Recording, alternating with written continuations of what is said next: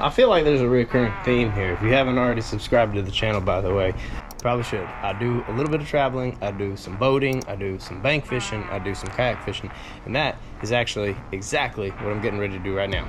As you can see, we got the Old Town Autopilot 120. I had all the covers off, getting all that stuff charged up and ready for this weekend. It is the Texas Bass Nation Kayak Series event out at Lake OHIV. I don't know if you heard of the place. There've been a couple big fish caught there.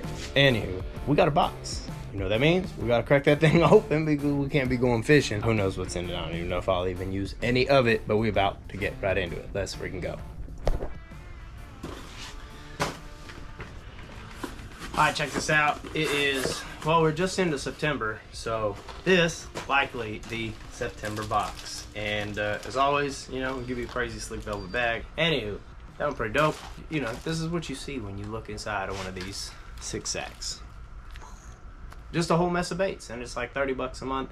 I don't have a code for it. I'm not sponsored. This is my own money. I see a bunch of good things in here. I'm pretty excited about it. I don't know what to bust out first. First off, before I even get started, we get into September and you get lakes turning over and all that different jazz. Remember, your fish, they trying to stay comfortable, not uncomfortable. And when there's no oxygen, it goes without saying they're probably a little uncomfortable. So if you got your lake turning over, otherwise known as stratification, somebody gonna eat me up in the comments about the very specific differences of a lake turnover and stratification, if there is any. Maybe I'm right. If I'm right, let me know. Anywho, either way, let me know down in the comments. That being said, a lot of them fish that were out deep during the summer, enjoying that nice cooler water, some of them, you know, they're coming up shallow. Maybe you got some, you know, storms coming through your area, fresh water running the lake, this, that, and the other thing. We'll get right to it. Fish shallow, there may be some up there. All right, first thing, boom, little finesse jig. This is a little 7/16 ounce, so nice shallow fishing right there. It is in the brown jelly, so you know it's that striped brown color. You know, pair it with your favorite little trailer, and you'll be ready to rock and roll. And I don't know, Bongo, Congo, if you've never tried any of those, they're great trailers. Got a little flappy legs on them. That'd be a good little trailer for that. Next, we got 1/2 ounce axle swinging swim jig. If you've never tried these, by the way, this is just that standard sexified shad. Basically, you've got a screw lock right at the top of those. So you're not really running into that problem where your bait's ripping out. Works really, really well. The only thing I will say on this, it's kind of tough, man. It's a 6/0 hook, but that's it's a big hook. So, you know, if you're rigging a Bongo or Congo, your favorite little flapper trailer, or maybe one of the swim baits, you know, this might be one of the bigger ones. You're going to use like a 3/8 or a 4/2, somewhere in that range, especially on that bigger 6/0 hook. They are super sharp though, I will say. I've been happy with them. 1/2 ounce. Next, here we go. All right, so this thing jams. So this is the Movement L7. It's in the chartreuse spunk. So you see right there, super nice chartreuse on the sides. Got the little orange splotch. Got the golden on the top. I apologize for the terrible reflections. It says 3 to 6 foot, but you know, on a medium to slow retrieve, and it's like a 1 foot diver, just a nice shallow. That longer body on it gives it a big wobble. So if you're looking for that reaction bite, you're looking to cover water, this is a good one. This WB going with me. And of course, we're getting into that time of year. This right here is the 106S. That is the silent. It's in the Ghost Bone minnow. This will probably be going with me. It is, you can't see it in the package, but that Ghost Bone minnow has a slight transparency to it. This is that silent. I don't know, maybe silent is the deal. Let me know down in the comments. Do you prefer the jerk baits that make a noise? Do you prefer the silent ones? This will definitely be coming with me though, man. I'll sling this around a couple times. Got a little soft plastic in here. The whale from 6 cents. This is the 3/0 whale. It's in the Pro Blue. Like, you can't go wrong. It's got a nice shiny on the bottom. Dude, this whale, it kicks. And in this 3-inch size right now, I've been seeing a lot of tiny bait. So imagine the fish in your body of water have a bunch of forage, and they're all, you know, 2-3 inches long. Man, what do you think a great imitator would be?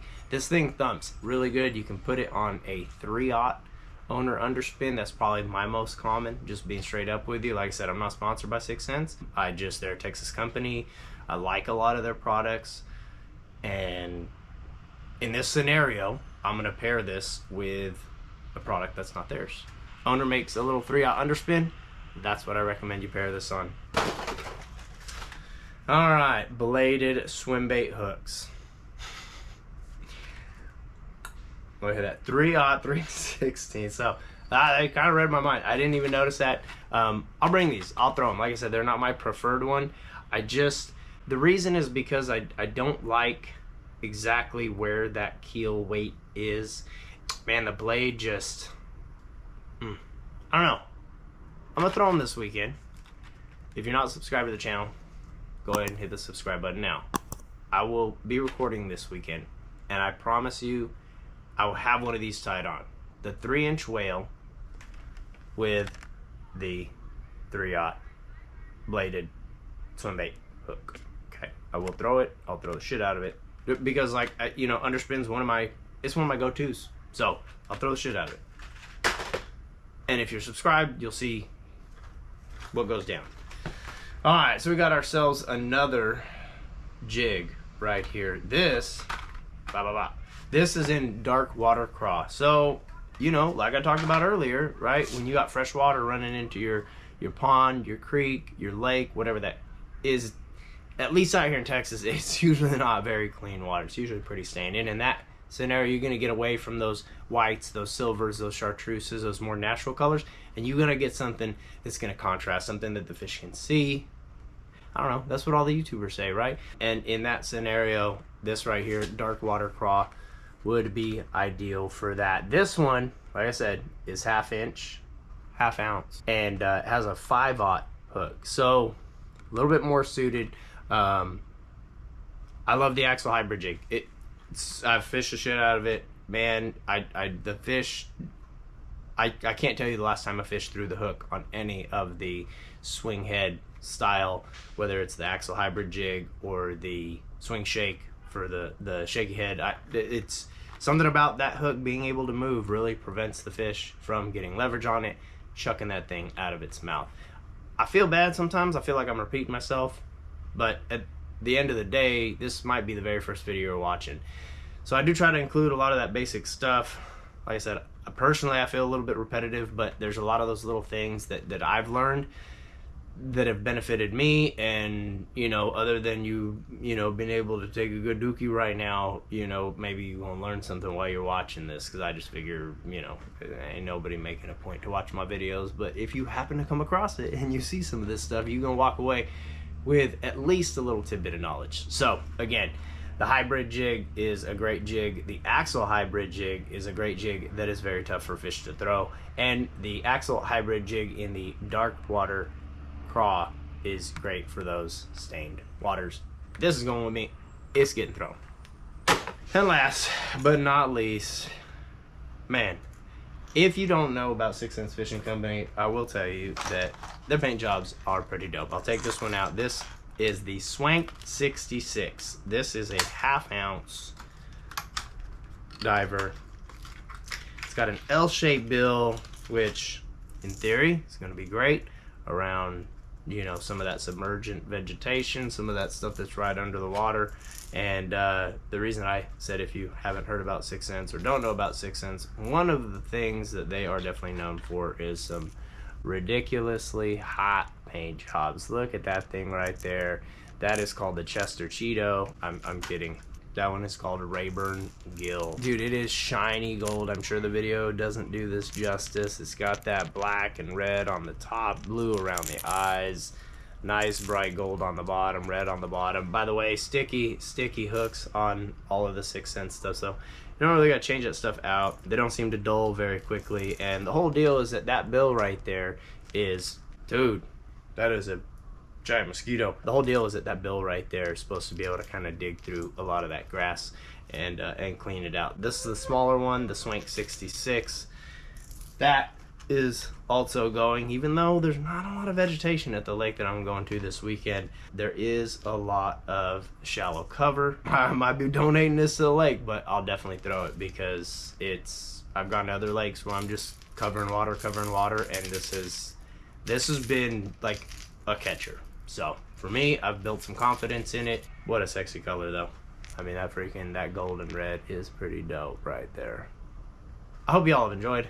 That is this month's 6-sack. We were in September. By the way, notable date this month. Please take a moment and bow your head. You don't gotta be religious for none of this stuff, but give a moment of silence for those who sacrificed themselves in the service of others in New York on 9/11. You know, 2023, that's, dude, over 20 years ago. I feel old. I remember I was a kid. I think everybody remembers what they were doing during that time, but getting ready for school and every channel you turn to. So without getting into all the drama surrounding that event, all I know is that there were men and women who, you know, put their own well-being aside in the service of others, and that is commendable.